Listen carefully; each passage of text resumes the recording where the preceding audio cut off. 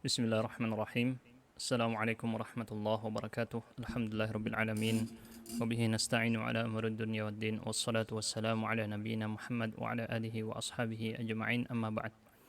Baik para ikhwan dan akhwat, kita melanjutkan kajian kita dari kitab Muhimmat fil Imla. Qala al-muallif hafizahullah aw rahimahullah. Amma mawadi'u hadhihi al-alamat wa dilalatuha bit-tafsil fahiya kama yali.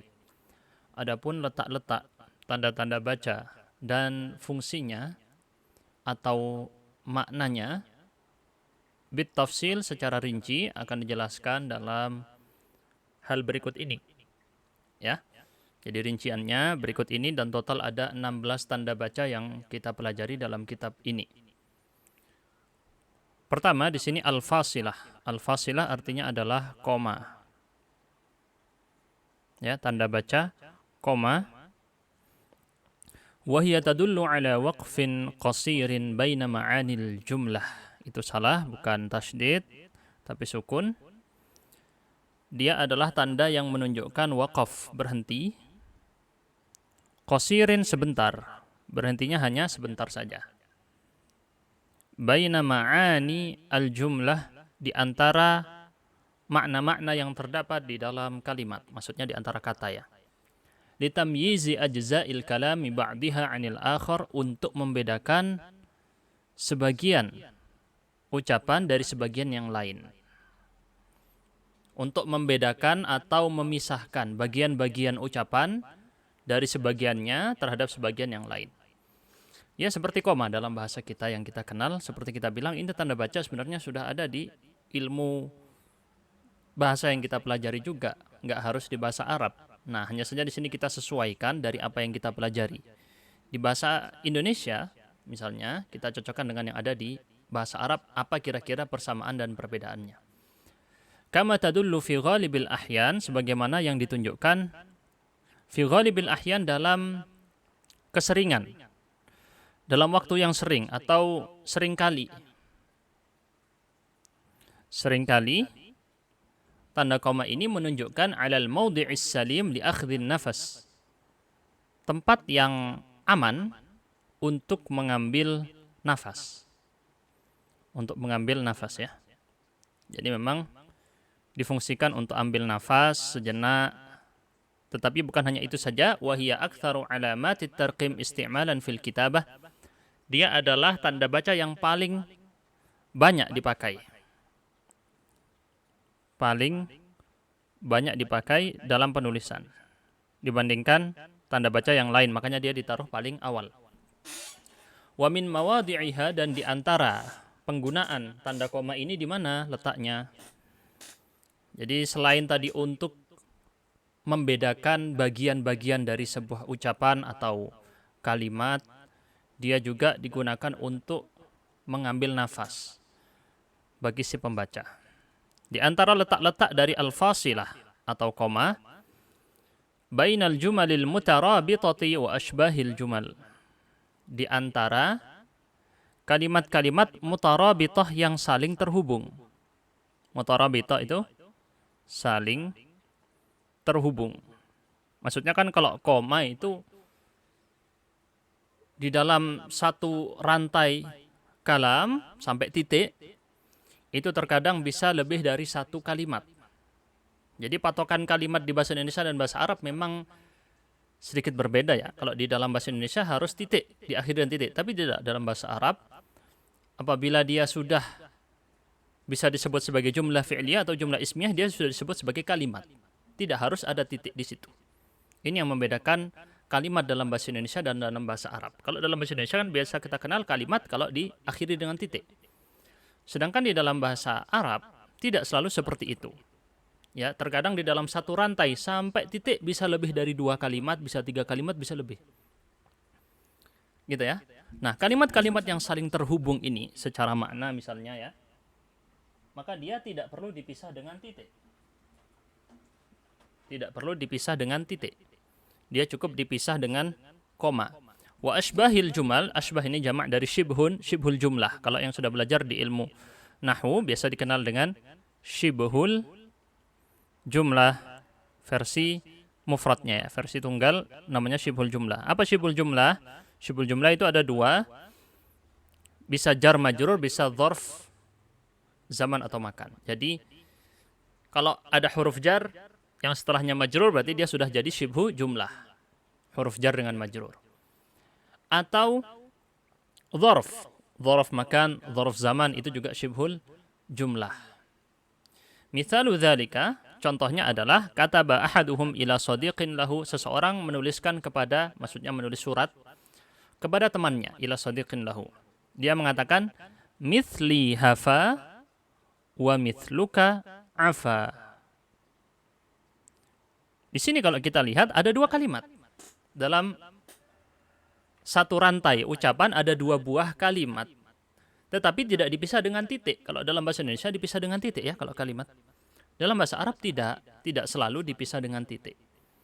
Apabila saling terhubung seperti barusan ini al-jumal al-mutarabithah, maka di sini kalau kita lihat ini jumlah ismiyah ada dua. Mithli mubtada, mithluka juga mubtada. Hafa di situ. Jumlah fi'liyah khobar. Di dalam jumlah ismiyah ada jumlah lagi malah. Inilah bedanya bahasa Arab. Berarti total di sini bisa kita lihat ada 4 kalimat di dalam ucapan mithli hafa wa mithluka afa. Ini tentu dipelajari kembali kepada ilmu nahu. Seperti kita bilang, ilmu nahu adalah dasar sebelum ilmu imla. Jangan ilmu imla dulu baru ilmu nahu. Mithli hafa wa mithluka afa. Yang sepertiku ini, seperti diriku ini, berbuat hafa, salah. Hafa itu berbuat salah. Wa mithluka afa, dan sepertimu ini memaafkan. Maksudnya dirimu ini memaafkan.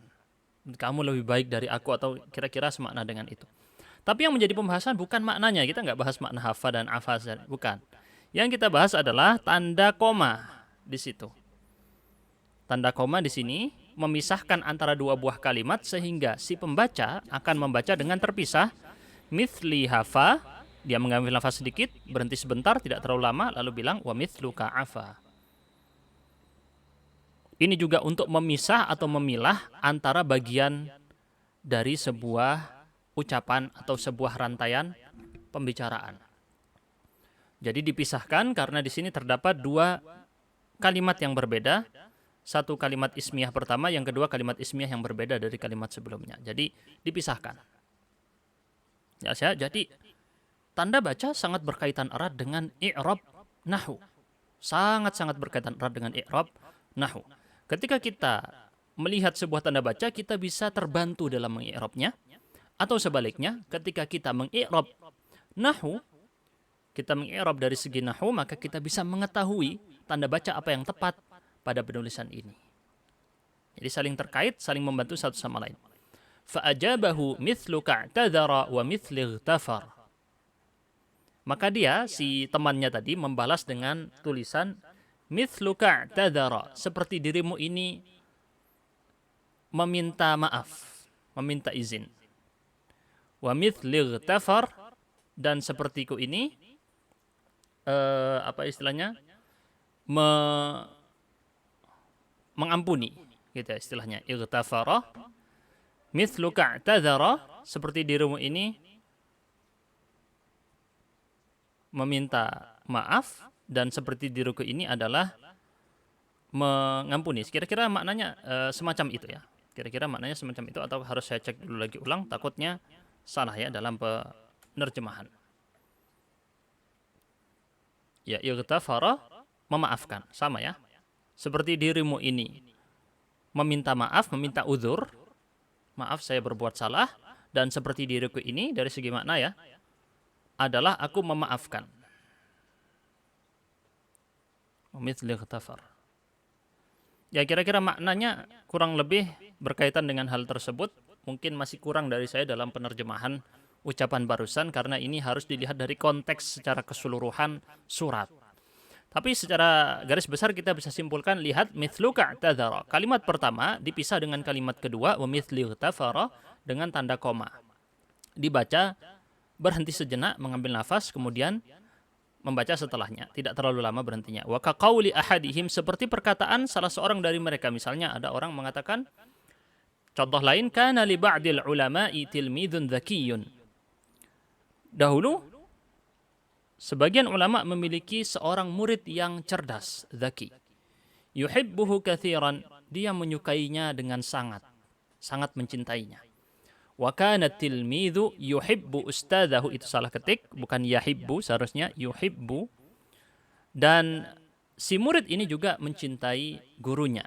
Wa yulazimuhu, dan senantiasa membarengi gurunya. Mulazamah, kalau sekarang sebut mulazamah itu senantiasa bareng, ngikutin kemana, diikutin. Wa yakhdimuhu, dan membantunya. Membarengi dan berkhidmat, melayani gurunya. Dan ini memang kebiasaan di masa lalu seperti itu. Kita lanjutkan. Lalu peletakan tanda koma al-fasilah juga baina syarti wal jawab, di antara syarat dan jawab syarat. Al-jawab di sini maksudnya jawabus syart, ya. Yang biasa dikenal di ilmu nahwu tentang kalimat syarat, ada syarat, ada jawab syarat. Nah, kembali ke ilmu nahwu lagi.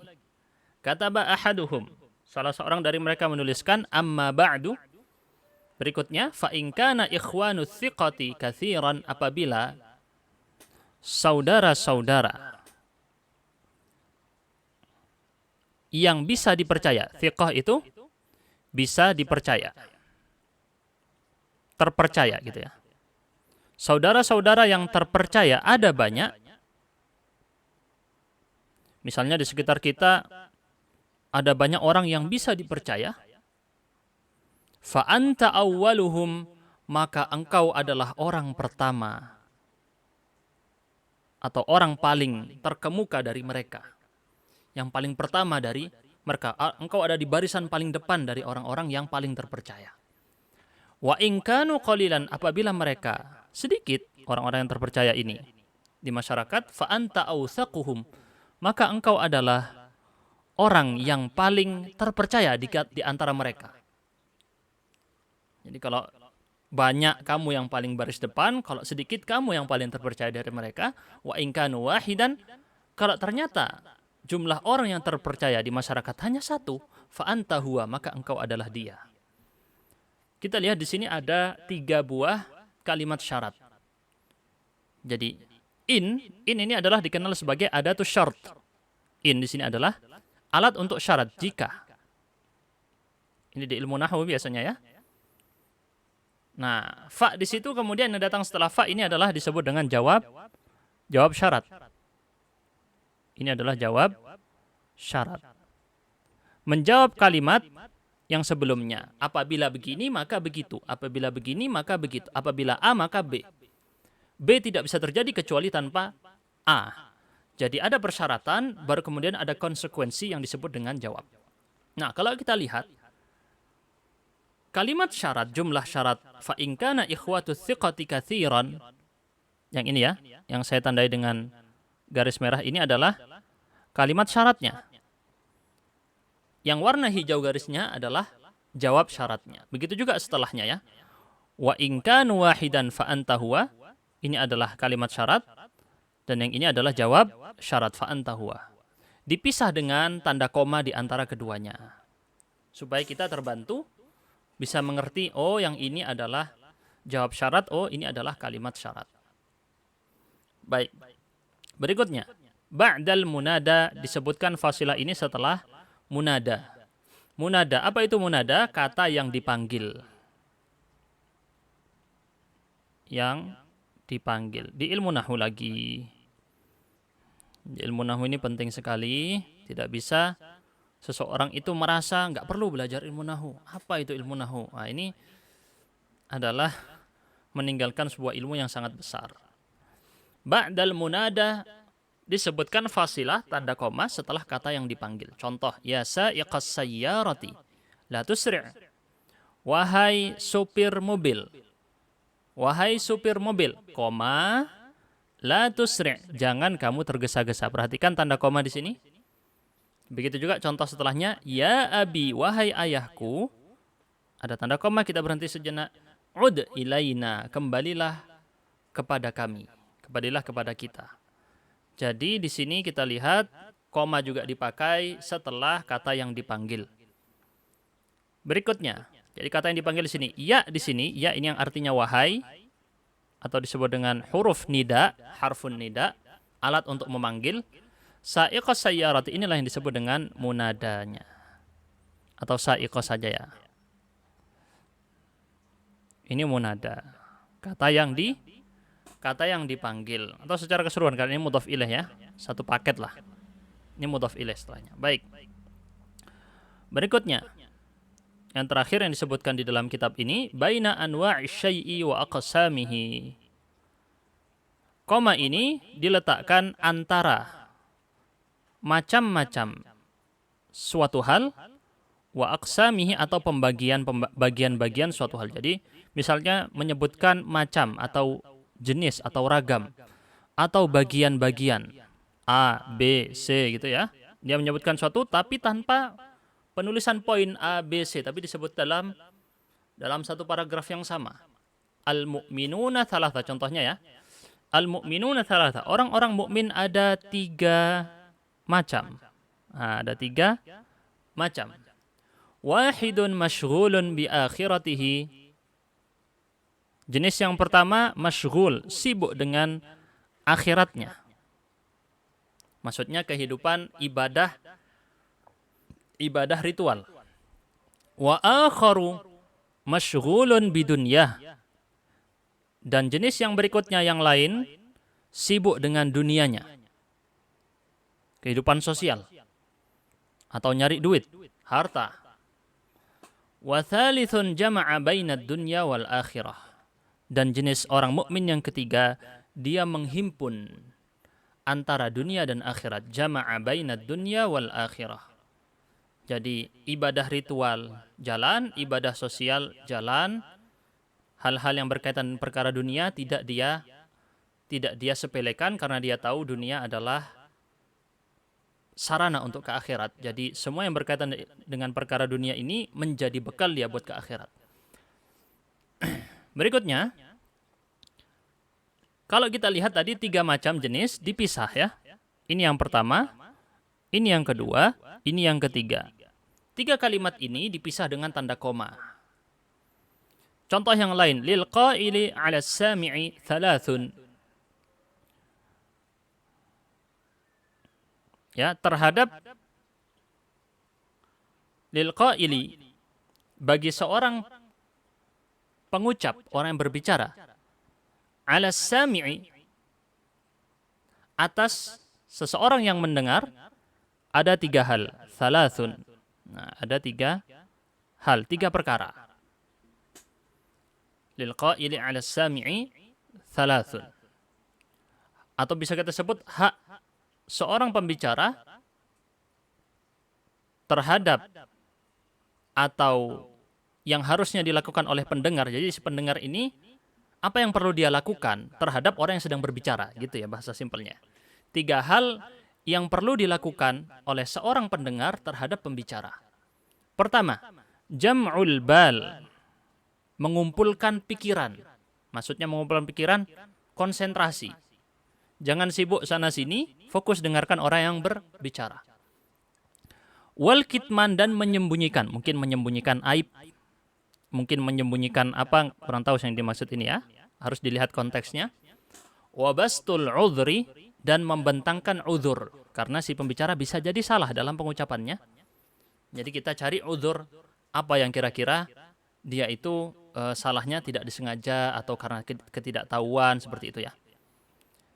Baik, ini kita tidak bahas secara makna. Contoh tadi benar atau salah, dengan contoh yang tadi juga benar atau salah. Kita nggak bahas itu. Kita yang bahas hanya lihat tanda koma. 1, 2, dan 3 dipisah dengan tanda koma.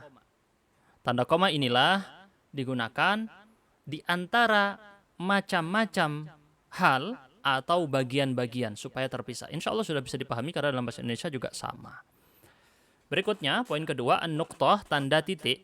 Jadi mungkin di tanda baca ini kita tidak terlalu mendetail ya, karena emang sama aja dengan bahasa Indonesia, kecuali beberapa hal tadi yang saya tekankan kalau dia berbeda dengan bahasa Indonesia. An-nuqtah, tanda titik. Tanda titik. Wa tusta'malu lil waqfit tammi, digunakan untuk berhenti secara total, sempurna. Total berhenti. Maksudnya di sini bukan berhenti benar-benar, ya sudah tahu lah gimana kalau titik ya berhenti, tapi mulai lagi misalnya atau tidak. Fatudha'u fi nihayatil jumlatil muktamilatil ma'na. Dia diletakkan di akhir sebuah kalimat yang sudah sempurna maknanya. Maksudnya sempurna maknanya sudah. Nanti setelahnya adalah pembahasan yang lain, gitu misalnya ya. Walaupun berkaitan tetapi tidak terlalu berkaitan dengan ikatan yang sangat. Wa tudha'u fi nihayatil faqrati awil maqta'. Diletakkan di akhir faqrah. Faqrah itu poin atau paragraf atau maqta'. Maqta' juga bisa disebut paragraf ya, atau bagian, potongan, penggalan. Penggalan sebuah kalimat atau ucapan. Al-faqrah ini maksudnya paragraf atau poin, bisa diartikan paragraf juga. Kama tudha'u fi nihayatil bahthi, sebagaimana juga titik ini diletakkan di akhir bahath. Bahath itu sebuah penelitian atau pembahasan. Awir risalah atau sebuah artikel. Ini maksud risalah ini, atau surat. Bisa surat, bisa artikel. Awil kitab. Jadi artikel di masa lalu risalah itu lebih kecil dari buku ya. Saya nggak perlu terlalu detail untuk masalah risalah ini karena ada beberapa versi dari segi makna. Risalah bisa berarti surat, bisa berarti artikel yang dia lebih kecil dari buku, atau sekarang disebut buku kecil ya, buku saku. Awil kitab atau buku, au ayyi mawdu'in maktubin, atau apapun pembahasan yang ditulis, tulisan apapun ya. Dia diakhiri dengan titik. Jadi selain dia ditutup di masing-masing paragraf atau penggalan, kalau sudah selesai, jadi selain dikasih titik ini, pertama adalah, saya simpulkan aja di sini, di akhir kalimat, ya, di akhir poin, di akhir paragraf, dan di akhir sebuah tulisan. Jadi dimulai dari yang paling kecil tadi sampai yang paling besar, akhir dari sebuah tulisan harus ada titiknya, gitu maksud beliau. Berikutnya al-fasilatul manqutah, titik koma. Al-fasilatul manqutah, titik koma. Wa yaqiful qari'u 'indaha. Seorang pembaca berhenti padanya waqfatan, bisa wiqfatan mungkin ya, atau ya lebih tepatnya wiqfatan ya. Yaqiful qari'u 'indaha wiqfatan, pakai ismul hay'ah menunjukkan tata cara. Dia berhenti dengan pemberhentian atwalu min wiqfatihi 'alal fasilati biqalil. Pemberhentian dia atau wakofnya dia ini lebih lama dari koma, tapi sedikit bedanya. Wa aqallu minan nuqtati biqalil, dan lebih sebentar, lebih sedikit dari titik. Jadi dia pertengahan antara titik dan koma cara berhentinya, maksudnya durasi berhentinya dibedakan tengah-tengah. Fahiya idzan tajma'u bainal istimalain. Berarti dia sekarang menghimpun antara dua penggunaan, dua fungsi.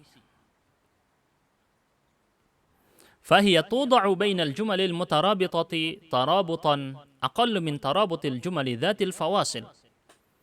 Berarti dia diletakkan di antara kalimat-kalimat yang terhubung. Yang dimaksud dengan kalimat yang saling terhubung ini adalah kalimat tadi yang berada di dalam pembahasan yang sama, yang dia itu dihubungkan dengan koma. Berarti dia ada kalimat bertemu dengan kalimat, tetapi hubungan antara dua kalimat ini tidak sekuat hubungan yang ada pada kalimat-kalimat yang memiliki koma. Jadi misal ada sebuah kalimat, saya kasih contoh ya. Ini ada kalimat, lalu ada kalimat setelahnya.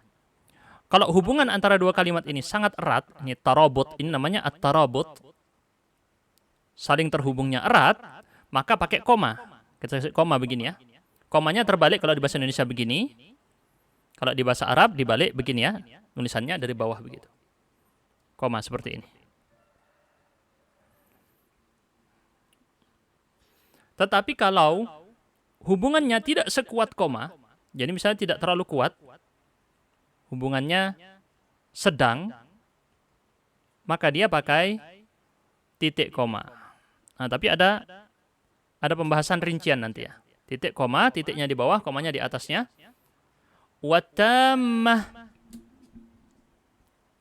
Watamah, maksudnya watammati ini ataf kepada al-jumal ya. Al-jumal di sini, bainal jumalil mutarabitah wal jumalit tammah, gitu ya. Antara kalimat yang saling terhubung tadi, dia antara tengah-tengah, watamah ini yang sempurna, maksudnya adalah tamaman aqallu min tamamil jumali dzatin nuqat, yaitu kalimat yang memiliki sempurna berhenti menggunakan tanda baca titik. Jadi tengah-tengah, ini kalau yang sedang seperti ini, kalau misalnya sempurna, yang kita sebut di sini, hubungannya adalah sempurna, atau apa tadi istilahnya, pakai titik, sempurna ya. Alias hubungan antara dua kalimat ini benar-benar terpisah. Berhentinya benar-benar udah. Bukan pembahasan yang benar-benar harus terhubung. Maka di sini pakai titik. Ini kalau sempurna. Paham bedanya kira-kira ya?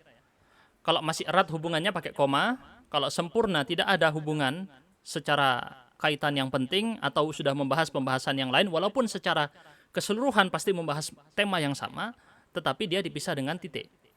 Adapun kalau tengah-tengah antara keduanya maka menggunakan al-fasilah al-manqutah. Al-fasilatu al-manqutah. Titik, koma. Penulisannya seperti berikut ini.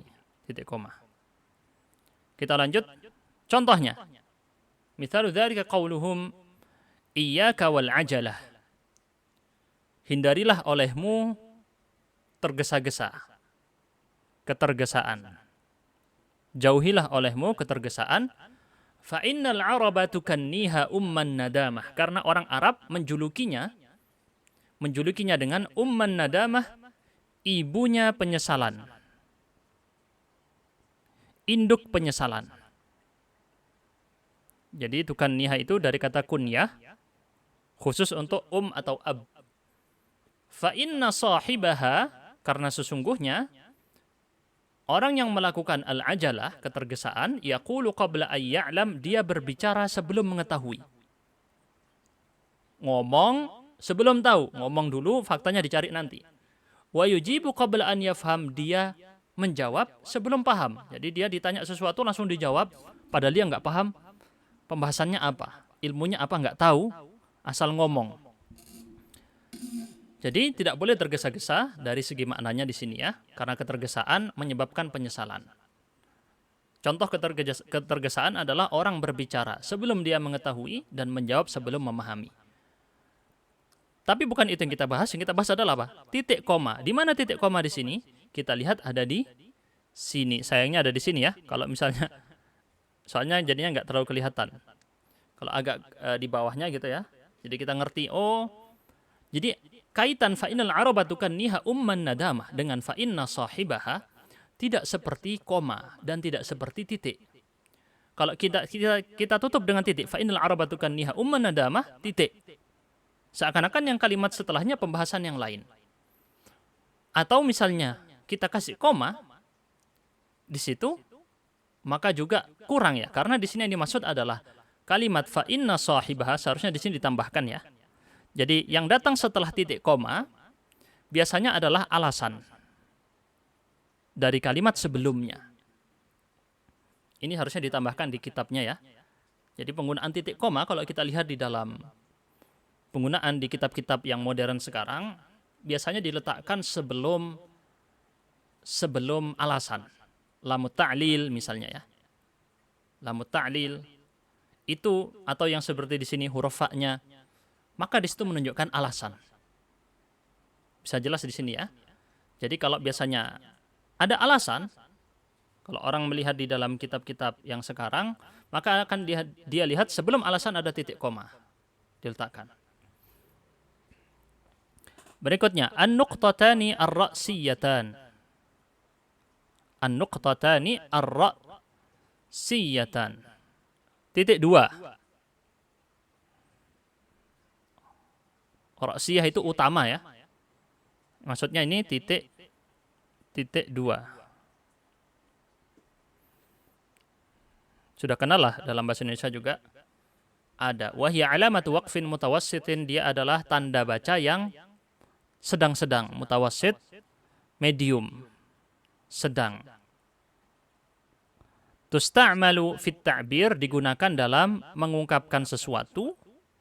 Amma yuradu syarhuhu wa bayanuhu, digunakan untuk menjelaskan hal yang perlu diperjelas.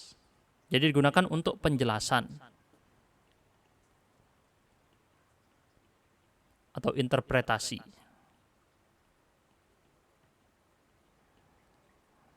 Gitu ya. Jadi penafsiran, penjelasan, au tafsiluhu, atau perincian. Merinci sesuatu, ini salah, harokatnya bukan begitu. Wa ta'daduhu, atau penyebutan. Penyebutan di sini maksudnya menyebutkan A, B, C, 1, 2, 3, titik 2, sebutkan 1 apa, 2 apa, 3 apa, gitu ya. Ta'dad di sini yang kemarin sudah kita singgungkan juga, berarti ta'dad yang kemarin kita bahas di pertemuan sebelumnya dimaksud adalah penyebutan poin, bukan hitung-hitungan matematika. Au ma yuradu naqluhu, salah lagi di sini harokatnya, bukan naqluhu, ini sukun. Au ma yuradu naqluhu min aqwalin wa nusus, atau apapun yang diinginkan penukilannya berupa perkataan ataupun teks. Jadi sebelum menukil sebuah perkataan atau teks dikasih titik dua biasanya. Jadi digunakan untuk penukilan. Ini fungsi-fungsinya bisa dilihat: penjelasan, perincian, penyebutan, dan penukilan. Contohnya, mithalu dzalik, qala hakimun al-ittihadu quwwah. Seorang yang bijak berkata, hakim itu orang yang bijaksana, berkata al-ittihadu quwwatun. Al-ittihadu quwwatun. Perhatikan di sini, saya hanya fokus pada titik duanya. Ini adalah contoh yang mana? Contoh yang penukilan. Dia menukil sebuah ucapan. Al-ittihadu quwwatun adalah ucapan dari seorang hakim tadi. Hakim beda dengan hakim ya. Hakim orang bijaksana, kalau hakim seorang penguasa, pejabat. Al-kalamu huwa lafdzul murakkabul mufid. Contohnya lagi juga. Al-kalamu, titik dua. Definisi dari kalam atau ucapan atau kalimat adalah wal lafdzul murakkabul mufidu bil wad'i. Dia adalah lafaz yang terangkai dan memberi makna bil wad'i, berdasarkan peletakan atau riwayat orang Arab asli. Jadi kalau kita lihat di sini, ini termasuk contoh yang mana? Contoh penjelasan atau definisi. Masuk kategori syarah wa bayan. Contoh yang ketiga, wal kalimatu thalathatu aqsamin. Kata ada 3 jenis, 3 bagian, ismun wa fi'lun wa harfun. Kata ada 3 jenis, perhatikan, ada titik 2. Ini adalah contoh ta'daduhu, penyebutan. Jadi yang ini contoh dari nukil, yang ini contoh syarah atau penjelasan, ini contoh ta'dad, penyebutan. Menyebutkan A, B, C, D, 1, 2, 3. Gitu ya. Itulah penggunaan titik 2 yang kita pelajari pada kitab ini. Jadi ada berhenti sejenak, tapi sedang tidak terlalu lama. Misalnya kita bicara, al-kalamu huwal lafdzul murakkabu. Begitu ya cara bacanya. Berikutnya, alamatul istifham. Tanda tanya. Dan penulisan tanda tanya di dalam bahasa Arab adalah tanda tanyanya terbalik. Kalau dalam bahasa Indonesia kita tulis begini, dalam bahasa Arab kita balik begini. Ya, ini seperti kita bilang, ini modern ya, tidak ada di zaman dulu. Zaman ulama dulu tidak ada ini. Ini adanya di zaman modern sekarang. Jadi tanda tanya kita bahas di sini. Min alamatil waqfit tawil. Kalau tadi mutawassit, pertengahan, sedang, medium. Kalau yang ini tawil, lama. Jadi berhenti pengucapan berhenti tanda tanya ini diucapkan dengan atau berhentinya cukup dalam waktu yang agak lama. Wa tudha'u fi nihayatil jumali lit-ta'biri biha. Diletakkan di akhir kalimat untuk mengungkapkan dengan menggunakan tanda ini anis su'alil ladzi yatatallabu maaf. Anis su'alil ladzi yatatallabu jawaban. Untuk mengungkapkan pertanyaan yang meminta jawaban. Tetapi tidak sepenuhnya ini ya, dari definisinya kurang tepat, yatatallabu jawaban, karena ada pertanyaan retoris. Ada yang sifatnya retoris, dia itu menanyakan sesuatu yang tidak butuh jawaban. Tapi dia juga pakai tanda tanya. Jadi ini terkritik dari segi definisi ini barusan. Tidak semua pertanyaan membutuhkan jawaban. Ada yang berfungsinya adalah untuk istiqrar, ada yang untuk ingkar. Jadi nanti kita pelajari, kalau di ilmu tafsir, istifhamnya ada ingkari, ada takriri. Fungsi dari pertanyaan tadi untuk pernyataan, ada yang pertanyaannya digunakan untuk mengingkari, bukan untuk benar-benar meminta jawaban. Min amthilati dzalika, madza taf'alu? Apa yang kamu lakukan? Dikasih tanda tanya. Kam huwa umruka? Berapa umurmu? Tanda tanya. Hal fahimta darsa? Apakah kamu paham pelajaran? Tanda tanya. Insyaallah sudah mudah dipahami tentang tanda tanya ini. Kita lanjut. Alamatut ta'ajjub, tanda seru. Pelajaran ini mudah banget kalau yang tanda baca ini ya, karena sama aja dengan bahasa yang lain, cuman ada beda sedikit. Tanda seru, tanda ta'jub. Ta'jub itu takjub, heran. Wahia alamatu waqfin tawilin aidan, adalah tanda baca berhenti tawil, lama, seperti tanda tanya tadi, dalam waktu yang berhentinya agak lama. Wa tusta'malu lid-dalalati 'ala at-ta'athur, digunakan untuk menunjukkan ta'athur. Ta'athur itu terpengaruh. Terpengaruh, ada dampak pada jiwa orang yang mengucapkan. Fatuda'u ba'da jumalit ta'ajjub. Ini diletakkan setelah kalimat ta'jub. Kalimat ta'jub nanti kita lihat contohnya ya. Dalam bahasa Arab ada dua bentuk untuk mengungkapkan ta'ajjub. Awil farah, ataupun senang. Awil khauf, ataupun takut. Awil istighatha, ataupun meminta tolong, memohon pertolongan. Wa qad takunu ba'da jumlah istifham la yuradu minhal jawab. Atau dia itu disebut setelah kalimat pertanyaan yang tidak diinginkan jawaban. Oh, berarti di sini pengarang lebih memilih. Berarti yang tadi kita pahami salah dari yang contoh istifham yang saya jelaskan sebelumnya, yaitu tanda tanya itu berarti di sini hanya dalam bahasa Arab. Mohon maaf ya, berarti saya baru tahu juga di sini. Tanda tanya itu hanya digunakan kalau membutuhkan jawaban. Dicatat di sini ya. Apabila membutuhkan jawaban, baru pakai tanda tanya. Tetapi kalau tidak butuh jawaban, dia pakai tanda seru.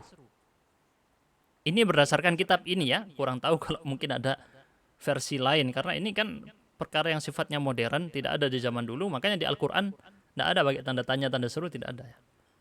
Memang orang Arab dulu tidak pakai ini. Nah, berarti kalau tidak butuh jawaban, jadi ada pertanyaan, terkadang, tapi di sini beliau terkadang. Ya, ingat, hati-hati, berarti bilangnya di sini terkadang, karena pakai qad bertemu dengan fi'il mudhari', artinya terkadang. Ba'da jumlati istifhamin la yuradu minhal jawab. Pertanyaan yang tidak ingin dijawab atau bukan tujuannya untuk meminta jawaban. Wa innamat ta'ajjub awil istinkar. Akan tetapi atau sebenarnya pertanyaan tadi digunakan untuk takjub atau istingkar, mengingkari sesuatu. Misalnya dia bilang, kenapa kamu kok pulang malam? Bukan untuk dijawab ya. Dia mengingkari, kok kamu pulangnya malam? Dia nggak setuju dengan hal tersebut. Atau takjub. Oh, kamu kok bisa seperti ini? Atau gimana ya kalau dalam bahasa Indonesia? Apa kamu sudah belajar tadi malam gitu misalnya?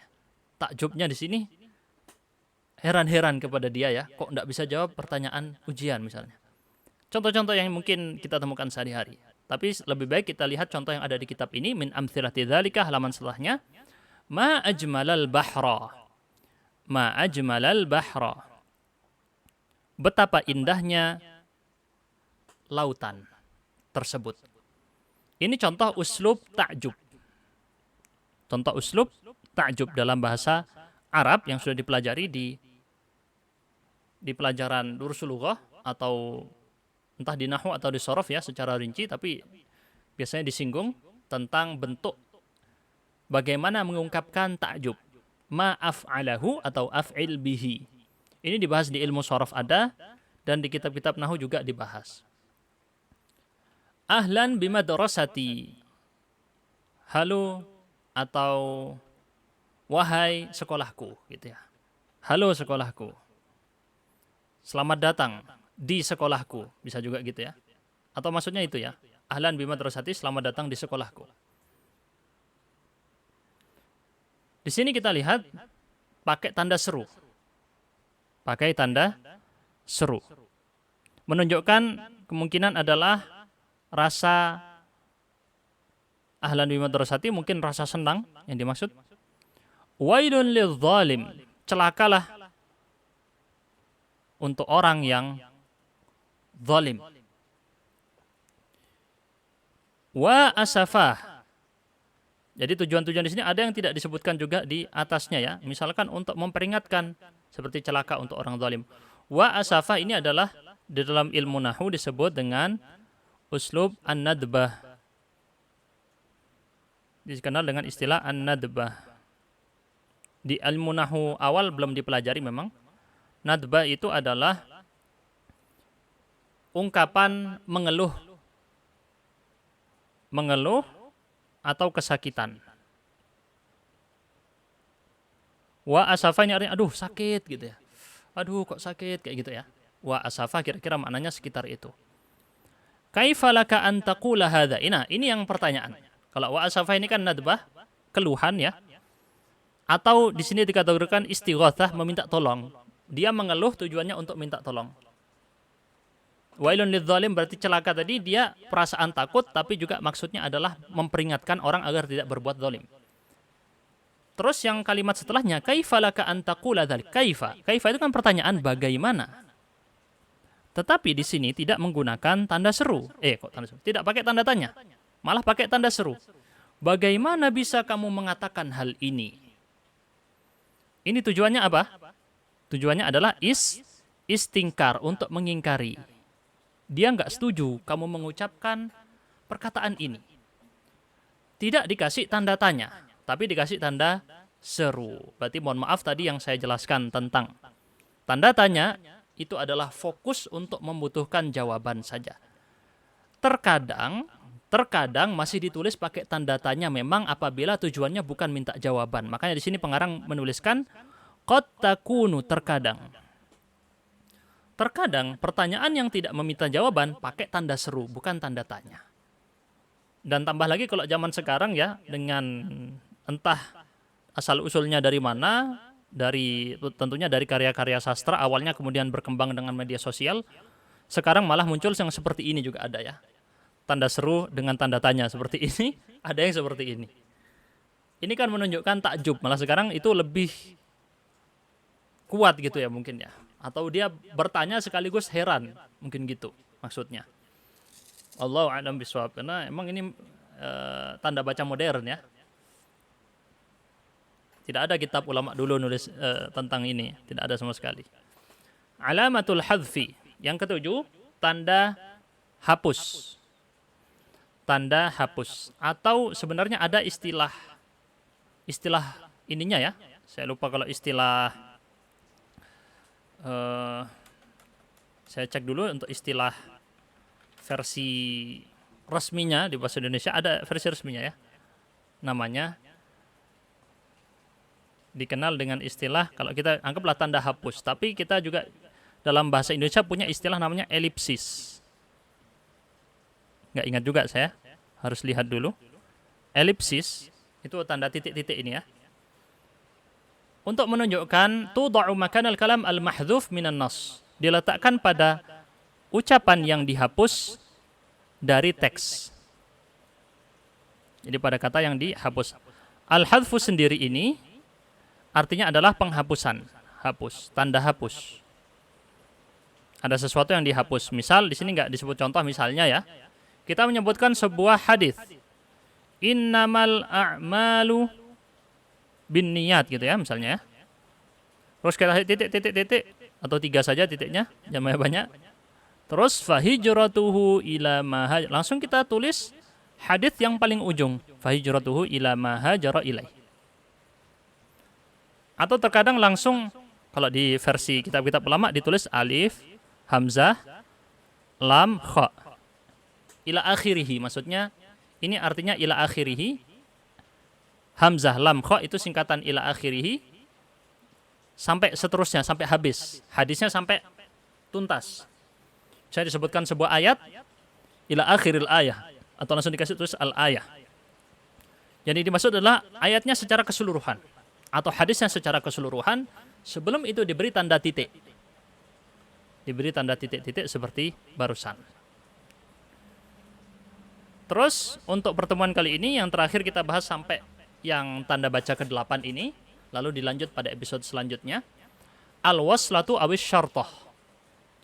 Al-waslatu persis seperti arti bahasa Indonesianya, diartikan tanda hubung. Al-waslah tanda hubung. Asy-syartah untuk artinya sendiri yang dimaksud yaitu tanda strip itu ya, syartah. Wa tuda'u bisa disebut tanda strip bahasa Indonesia ya. Wa tuda'u baina ruknayil jumlah. Diletakkan di antara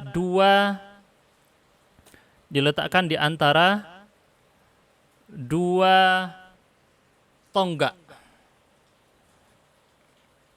atau tiang kalimat.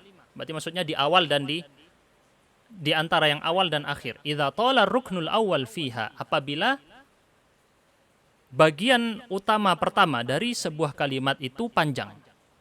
Jadi tonggak yang dimaksudnya adalah bagian utama dari sebuah kalimat yang bagian pertama, bagian utama ini ada yang pertama dan ada yang kedua. Yang pertama panjang. Au bainal adadi wal ma'dud, atau diletakkan antara angka dan kata yang disebut jumlahnya. Atau maksudnya nanti 1 apa, 2 apa gitu ya, nanti diletakkan setelah angka. Antara angka dengan kata yang datang setelah angka. Yang dimaksud ma'dud itu bukan yang dipelajari di ilmu nahwu berkaitan dengan adad dan ma'dud. Idza kana fi awwalis satr. Terus apabila yang dimaksud kana di sini kembali dhamir huma kepada al-adad wal ma'dud. Maksudnya angka dan kata yang disebut. Angkanya maksudnya poin yang disebut. Dengan angka tersebut fi awwalis satr ada di awal baris. Baris sebuah halaman. Wa kadzalika tusta'malu lid-dalalati ala faqaratil hiwar. Digunakan juga untuk menunjukkan poin-poin percakapan hiwar. Fil qasasi war riwayat, dalam kisah-kisah ataupun riwayat-riwayat.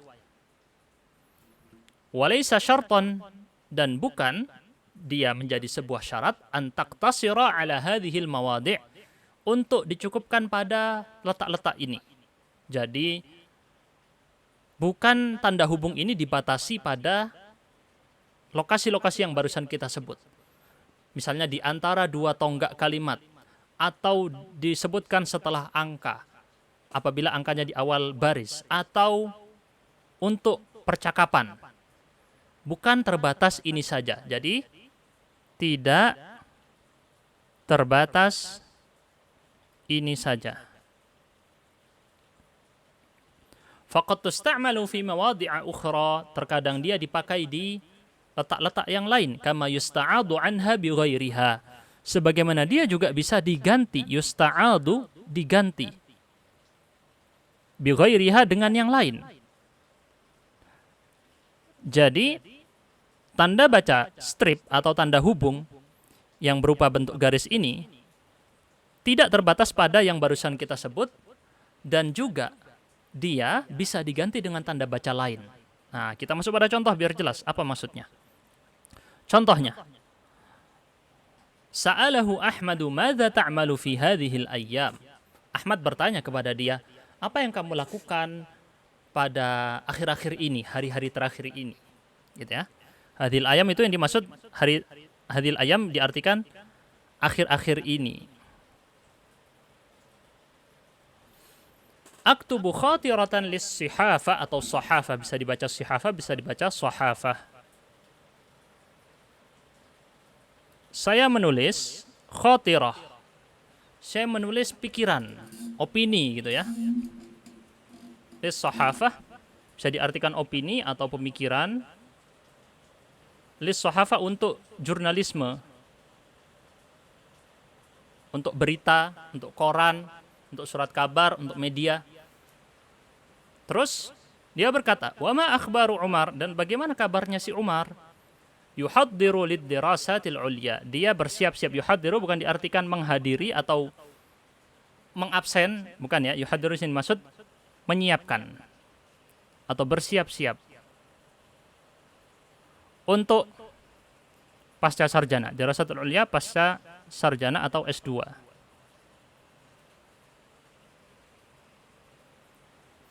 Nah, poinnya bukan artinya ya, kita nggak bahas apa dia berbincang tentang apa, enggak. Kita hanya fokus pada lihat tanda strip di sini, tanda hubung di sini yang berbentuk garis digunakan untuk mewakili poin percakapan. Ya, poin hiwar. Itu di antara fungsinya. Waqad yusta'adu anha, dia bisa diganti, tapi nggak harus pakai strip. Bisa diganti bin najmati dengan tanda bintang. Tanda bintang itu yang kayak gini. Gini ya. Tanda bintang. An-najmah. Au bitaghyiri namtil khatti au launihi. Atau dengan mengganti pola tulisan atau warnanya. Jadi warnanya misalnya kalau yang berbicara Ahmad warnanya merah. Kalau yang bicara satunya maka warnanya biru misalnya. Atau pola tulisannya, namtil khat. Pola tulisan. Mungkin ini maksud dengan pola garis yang kemarin saya artikan dengan garis itu salah ya. Mungkin ini maksud dengan pola tulisan ini adalah jenis khat. Kalau sekarang ada namanya jenis font gitu ya. Jenis kaligrafi yang dipakai. Khatnya apa? Itu yang dimaksud. Kemarin berarti saya salah dalam menerjemahkan karena saya terjemahkan secara bahasa. Khat yang dimaksud adalah tulisan, bukan baris atau garis. Kemarin saya artikan pola garis. Saya kira itu seperti garis, apa istilahnya? Bagan gitu ya. Bukan, ternyata yang dimaksud kemungkinan besarnya adalah pola tulisan, font. Misalnya fontnya diganti. Ini seperti kita bilang, ini modern semua, ilmu modern ya. Tidak ada di zaman dulu. Mithalun akhar, contoh yang lain, at-tabkiru fin naumi wal yaqdhati yuksibu awalan sihhatal badan, thaniyan salamatal aqli. At-tabkir, bersegera untuk tidur dan segera untuk bangun, yuksibu, menciptakan awalan pertama sihhatal badan, kesehatan fisik, wa salamatal aqli, dan keselamatan akal. Nah, kita nggak bahas maknanya, kita bahas stripnya. Perhatikan tanda strip di sini. Terletak antara al-adad wal ma'dud. Awalan ini yang disebut dengan adad, angka, yang ini disebut dengan ma'dud, yang disebut angkanya. Jadi bukan adad ma'dud di ilmu nahwu seperti yang saya singgung tadi. Yang dimaksud adalah adad begini ya. 1. Pertama apa? Dua apa? Gitu ya. Waqad yusta'adu anha huna bin nuqtataini, dengan dua. Dia bisa diganti dengan titik dua.